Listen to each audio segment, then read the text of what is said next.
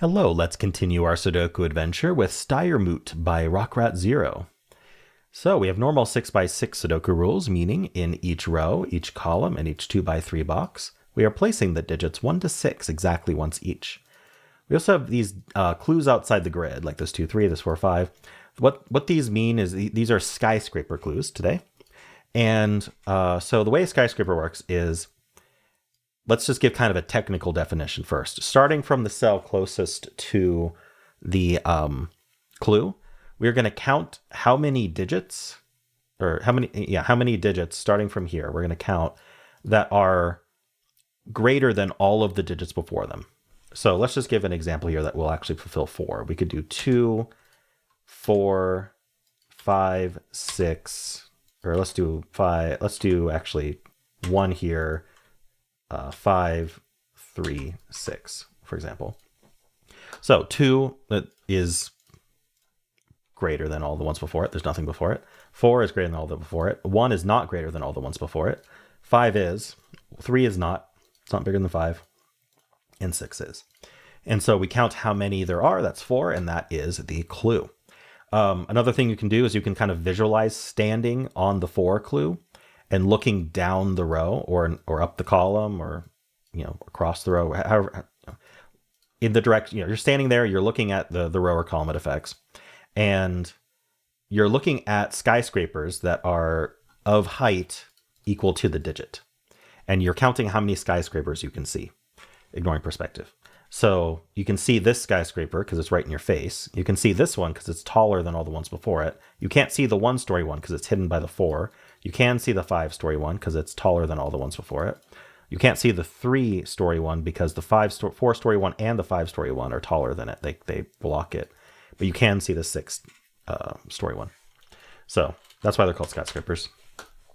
All right, and we have quadruples in the grid. These are the circles that touch 4 cells. The digits in the quadruple tell you that each of those digits must appear at least once within the 4 cells it touches. So we need at least 1, 2, and at least 1, 3 in these 4 cells. If a digit appears more than once, then it needs to appear at least that many times. So we need at least 2 3s in this quad here.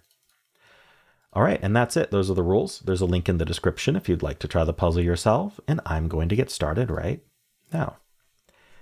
Okay, something that caught my eye was a 6. You always want to worry about 6s in skyscrapers because they can't go too early, especially for high clues. So for example, for this 5, let's actually think about how you would pencil this 5, because penciling skyscrapers can be useful. It's actually a lot less powerful than penciling a thermometer if you're used to penciling thermometers, but they can be penciled and it can be useful. So first of all, we want to think about what is the biggest digit that could actually go here. If I were to put a 1 here, that's obviously that's fine. That's not going to hide anything. If I put a 2 here, then that's going to hide the 1. I'm not going to see the 1. And since I need to see 5 out of the 6 skyscrapers, that's okay. I just have to see all the rest of them. Right? So if the 1 were here, for example, I'd have to go 3, 4, 5, 6. But if this was a 3, I would hide both the 1 and 2. I'm never seeing the 1 and 2 no matter where they are. And so I'd only be able to see up to 4 digits, and that's no good for my 5 skyscraper. So this can't exceed 2. Now, if we move forward 1, this could be a 3 because it's going to hide. It can't hide the 1, 2 that's already over here. So it would hide the other one, maybe the 2, for example, and then we could still see the rest. So it basically relaxes by 1 as we go. But we can also put a 1 here. That would be perfectly fine. So this is 1, 2, or 3. This is 1, 2, 3, 4. This is 1, 2, 3, 4, 5. So the 6 ends up over here somewhere. What I was going to point out is we know that there's a 6 in this quad, and so that means the 6 is up here somewhere. We also know that the quad contains a 2, so this can't actually be a 2. All right. So we can pencil more of these. And so you can kind of imagine the equation here is the number of digits is 7 minus the clue in the first cell. So this is 1, 2, or 3. This is 1, 2, 3, 4. This is 1, 2, 3, 4, 5. So the 6 ends up over here and up here. The 1 skyscraper has to be a 6. We actually get a free digit here, which I just noticed because we have to block everything else. You always see the 6. There's no way to block the 6. And so in order to only see the 6, it has to also be the first one. That places the 6 here and the 6 here. Very nice. Now that this 6 is blocking this digit, whatever that's the only digit that gets blocked. So now what we do is we do have a thermo. We didn't know we had a thermo until we proved the 6 was here and it's blocking this cell. We don't know which digit it's blocking. It could be blocking any of 1 through 5. But then the other ones that appear over here need to be in order so that we see all 5 of them. So now that we know it's a thermometer, I could actually even draw that. I could just draw a thermometer here. And then that shows us that that's a little hard to read, so I'm going to get rid of it, to be honest. But that tells us that can't be 1, that can't be 1. And then this is 4, 5. So very nice. And this is whatever's blocked. Now, we need 2 3s in this quad. So that actually tells us what gets blocked, because the 3s are either going to end up here or here because they can't share a row, they can't share a column. But this 6 is occupying one of those spots for this way. So the 3s have to do this. And now that the 3 is blocked, we have to go 1, 2, 4, 5. All right. So this is 1, 2, 4, and this is 3, 5, 6, and that's not a 6. All right. We got rid of 1 here, and 2 here, and 4 here. Let's see. Oh, and this 6 also forces a thermo here. So this is 2, 3, 3, 4, and then 4 or 5, but can't be a 4. So this has to be the 5. And that's a 3. All right.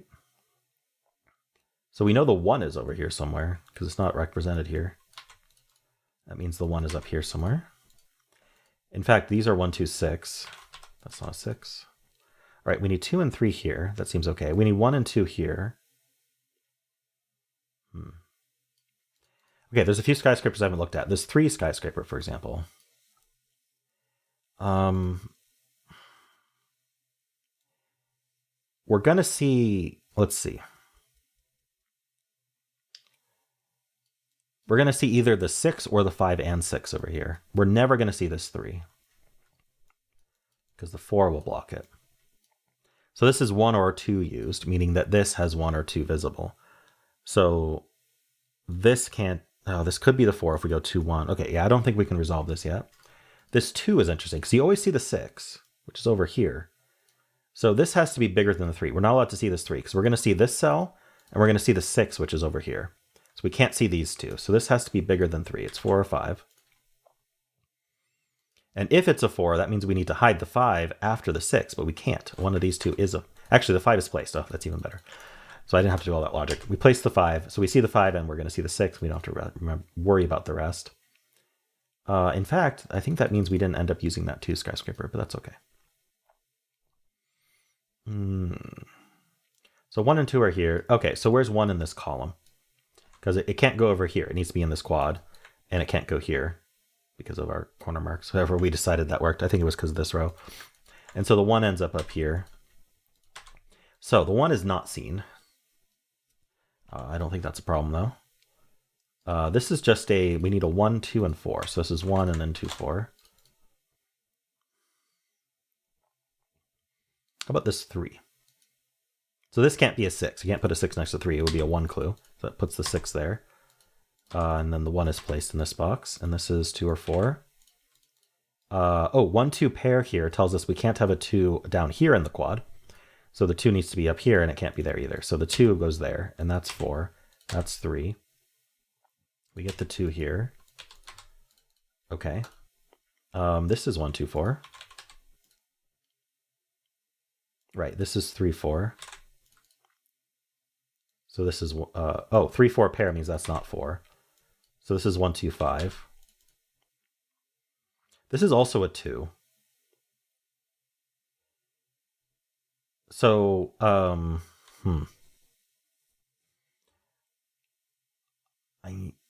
wondering if this has to be a 5. There's no way to block the, yeah, so if this wasn't a 5, then I have not blocked the 5 that would end up there. So that's no good. So this needs to be the 5.